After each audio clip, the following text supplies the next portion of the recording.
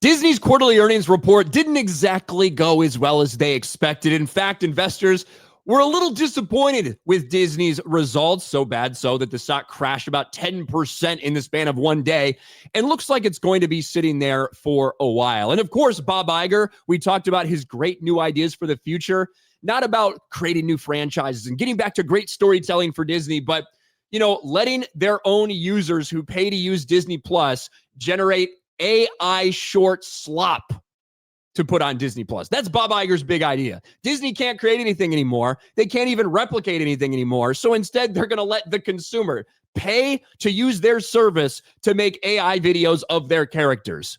That's where Disney's at right now. But one of the interesting things that was absent from Disney's quarterly reports, from their investor report, caught a lot of people's eyes, because it's something that people have been complaining out for a long, long time. Over on geeksandgamers.com, Disney drops DEI and related terms from its most recent SEC report.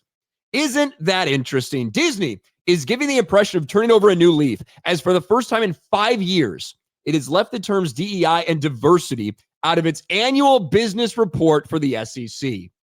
And it's weird, isn't it? It's just so strange that we who have been talking about how toxic this shit is, and when I say toxic, I don't mean the way the fucking woke losers say toxic, you're mean, you're saying mean things to me. I mean, genuinely, it repels people.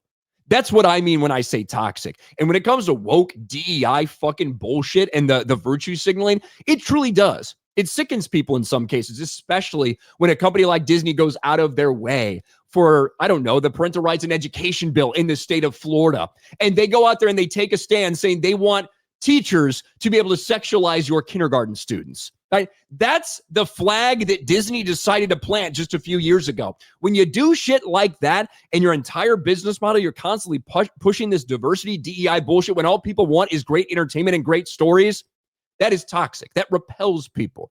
And that's what Disney has witnessed. And of course, we've seen over and over again from Bob Iger, we're going to quiet the noise in the culture war. We're not going to be pushing as many of these things. And they've said that for a long time. And you know what? Here and there, you do hear from behind the scenes at Pixar, they wanted to put this gay shit in this movie. And the executives came and said, no, you can't tell your gay fucking story in here. Get that out. We do hear about these things. But I got to be honest with you. Until we see significant changes, until we see monumental changes, you can make all the promises you want. You can not mention diversity or DEI in your annual business reports, but people are not going to trust you until you prove that we can trust you again. And it just has not been enough, especially because even though they're not mentioning diversity and they're not mentioning DEI, that's still what they're talking about, even in this very same report.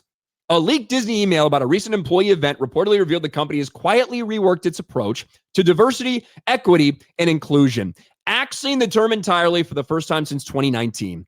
Disney kicked off its Global Belonging Week for employees, which included a series of live stream talks, quote, designed to empower and inspire, referencing belonging and inclusion without mentioning diversity, equity, or DEI, according to an internal email obtained by Business Insider.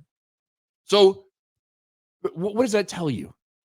It tells you they're not using those words anymore because they know those words don't go well. They know that headlines with those words won't go well for them. So they say other shit. They're calling it something else. They're calling it something else. They're naming it something else. That's what this is.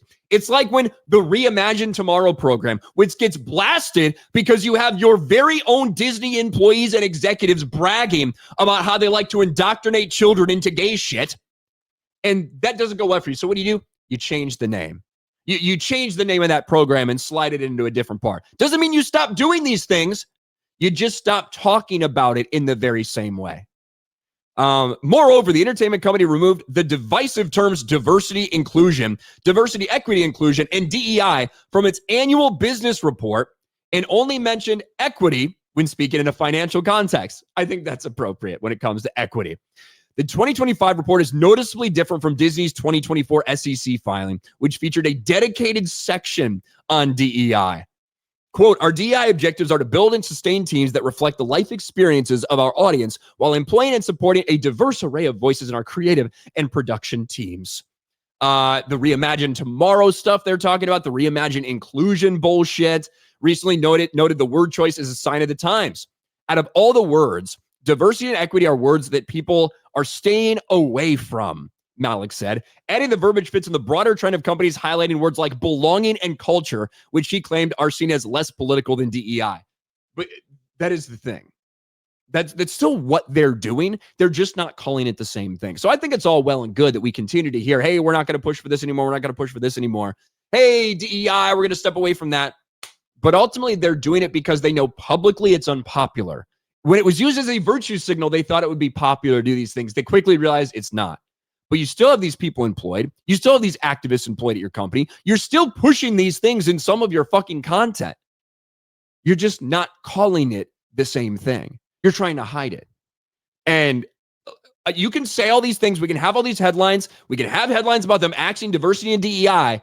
But until they stop it, until they start actually turning around this fucking ship, this Titanic, that they have crashed into a fucking iceberg that is taking on water, until you actually repair the leak, and by that I mean fire all these fucking activists at your company, turn this shit around, and get your company and your franchises and your IPs headed back in the direction that consumers and families want, the people that have supported you and made you a fucking megalith among all these entertainment corporations, your family-friendly entertainment. Until you take those actions and do those things, you're going to sit there and sink while you fucking pray that the Carpathia can arrive soon enough to pick up the lifeboats. That's where Disney is at right now. And it's all well and good to remove it from your reports when you know it's unpopular. But if you're still doing that shit, then nothing has really changed.